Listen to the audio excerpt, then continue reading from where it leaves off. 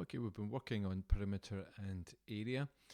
This lesson here, we're going to take on the idea of area from just counting the number of boxes in this side of shape. So we know that area is the amount, the quantity inside the shape. So it's about how much material there is inside it.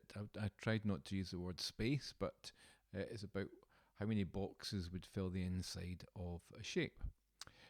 We had a look at counting boxes to work out the area, and that's absolutely fine. If you've got a grid, we can see in this blue rectangle here that there are 12 boxes. We could count them one by one, and that's absolutely fine. 12 boxes. If they were square centimetres, we could say the area is 12 square centimetres. But look at the pattern. You probably already clocked this.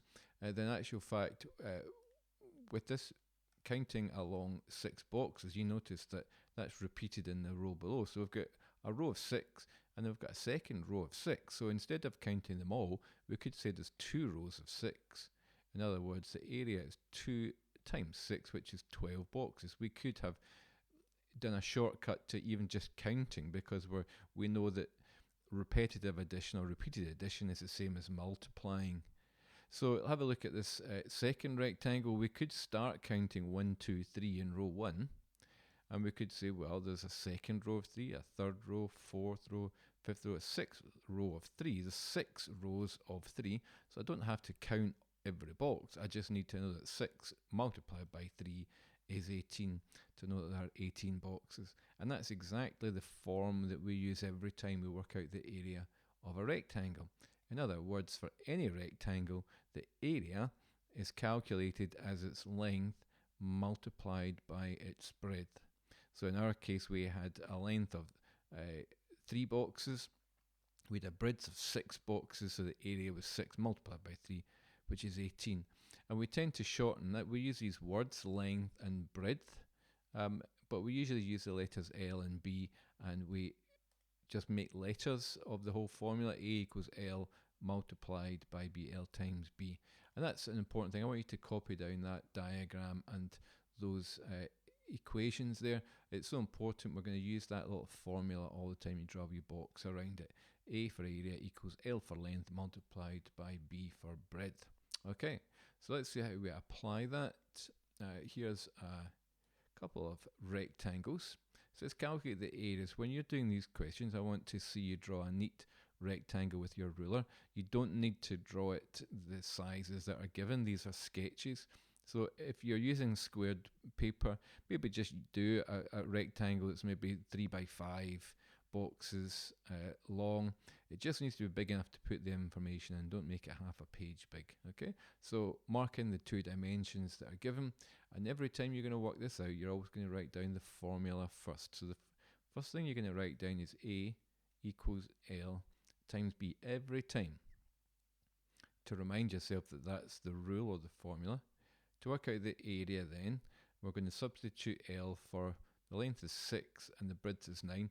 Now with a rectangle, it doesn't really matter which number you put first. If you've got a preference as to which one looks better first, that's fine, but it doesn't matter. Don't get tied up as to which is the length and which is the breadth. We know that 6 multiplied by 9 is 54. Make sure you keep those A's on the left hand side. A for area equals 54. Now, what we have to imagine is, see, these are millimetres. What we've really imagined is that the 6 is actually to do with 6 boxes which are a millimetre long, and the 9 means there are 9 boxes up and down which are a millimetre high. So in other words, there's a 54 boxes, and we call that square millimetres. In other words, there would be 54 squares in that rectangle, each of them a millimetre by a millimetre, a square millimetre. With this rectangle here, it's 13 centimetres long, 8 centimetres broad. So area equals length times breadth. Once you've drawn a sketch of the rectangle, you write down the formula, substitute in the numbers, and work out the answer. If you need to do a recalculation at the side, by all means do. 8 3s are 24, carry the 2, 8 1s are 8, plus the 2 is 10, and so the answer is 104.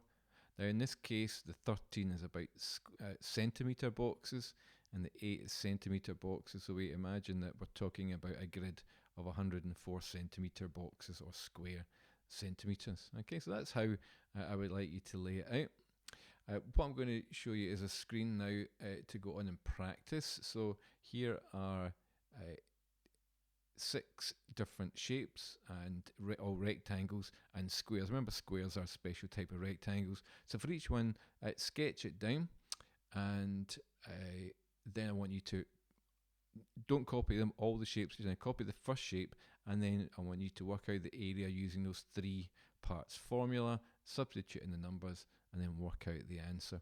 I want you to pause the video because I'm going to put up the answers with all the worked solutions so that you know that yours are right. Okay, so pause it just now and work on these questions. Okay, so if you've done that, then your answers should look something like that. They're quite small, but you should be able to check your answers and make sure that roughly you agree with the working involved. Okay, so if you got that, then well done. I'm going to put another 5 shapes up, and this time the numbers are a wee bit more involved. You have to do maybe a bit more calculating, and that's absolutely fine. So I want you to see, you might need to do some long multiplication or other ways, but I want you to see if you can work out the actual multiplication calculation. That's part of the challenge in these. So have a look at these. Same idea. Don't worry about drawing the insides of it. All you need to do is draw an outline of a rectangle and put in those dimensions.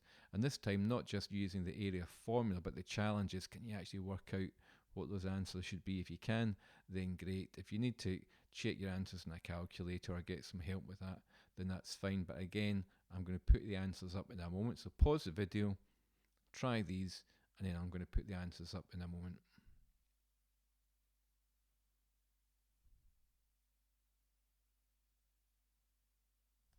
Okay, so here's what your answers should look like.